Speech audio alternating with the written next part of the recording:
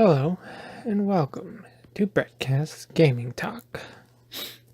Let me preface this by saying that I have a very limited experience of playing any of the Zelda games. I've played a little bit of Skyward Sword, a little bit of Twilight Princess, and a little bit of Phantom Hourglass, but not really enough to be any kind of expert at all. But I enjoy making these discussion videos, so I'm going to do something a bit different for this. I'm going to present all of the arguments for all sides with as much evidence as I can locate and assume is right for the most part. Then I'm going to let you all decide where you stand and what your opinions are. So, I found an article by Kotaku, and it starts off by saying that the only official word from Nintendo on where Breath of the Wild fits in the timeline is after Ocarina of Time, which is where the bulk of Zelda games are. So this didn't really help anyone settle anything. People want to know where in the 3 split timelines that are created after Ocarina of Time this game goes.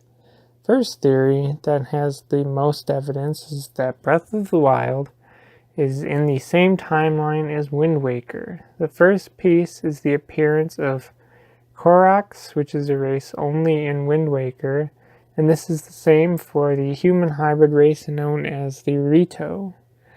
Another piece is that you can use rock salt to cook, and the description for rock salt says that it comes from an ancient sea, and the world in Wind Waker was covered by an expansive ocean. So all this points to Breath of the Wild landing in the hero/adult timeline. That all seems to make that theory sound great, doesn't it? Well, let's look at the evidence that goes against that. First, you can visit the Temple of Time, which is a landmark that appears in older Zelda games. Secondly, there's an Impa in Kakariko Village that tells you the history of Hyrule, which is also the history of Calamity Ganon, who attacks Hyrule many times, which is more close to the timelines where Ganon defeats Link. Thirdly, there is a memory sequence in Breath of the Wild in which Link is knighted by Princess Zelda, and she makes mention of 3 of the games by saying Skyward Bound, Adrift in Time, and the Embers of Twilight. Now the first 2 are referring to Skyward Sword and Ocarina of Time, which are both in the part of the timeline that happens before the split occurs. The last part refers to Twilight Princess, which is a part of the defeat of Ganon/Child Era timeline. With that, this is the theory that would place Breath of the Wild in the Hero and Child Era again. Or timeline, not again.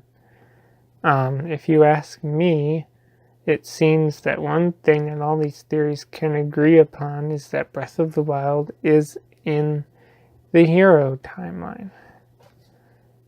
Now, then we get to an entirely separate theory that is presented by everyone's favorite YouTuber, MattPat, of the Game and Film Theory channels.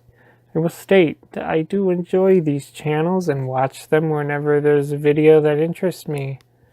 In the video, MattPat presents the theory that Breath of the Wild is in the failed Hero timeline. First, he says that the map in Breath of the Wild shares a lot of similar locations to the map of the games in the failed Hero timeline, but nothing is perfectly similar when he does his comparison, but the sections he points out are like areas being in the same northern sections or the same southern sections of each map. One big piece is the location called Spectacle Rock, which is a location that appears only in the games of the failed Hero timeline. Then he points out that a creature called the Lionel only has appeared in 5 Zelda games that are all a part of the failed Hero timeline. top of that, he says that when Ganon appears in any game, it's usually in his Grudo form, which I don't know if I'm pronouncing that right, which is never seen in the Failed Hero timeline, and references the Hyrule Historia book that states that once Ganon gets both Triforce pieces from Zelda and Link, he transforms into the Demon King or Calamity Ganon, which is in Breath of the Wild. He has also been reincarnated 4 times in the Failed Hero timeline. Then, the part where I start to go, come on, Pat, you can't overthink this. His final point is that once you find every shrine in Breath of the Wild, you unlock the super duper outfit of the wild. That's usually a green outfit that Link is always wearing. But no, hold your green tunics.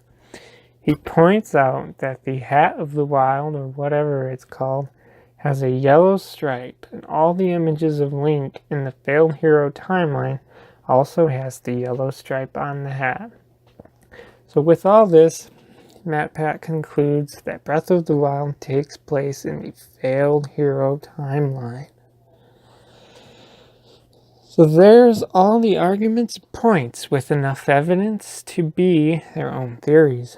Don't ask me which one I think, since I've not played enough of any of these games to really give a decent opinion.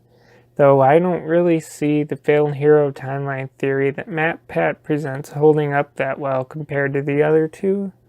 Perhaps saying that it could be a part of any of the 3 timelines still means that there's still not enough evidence to support one over the other.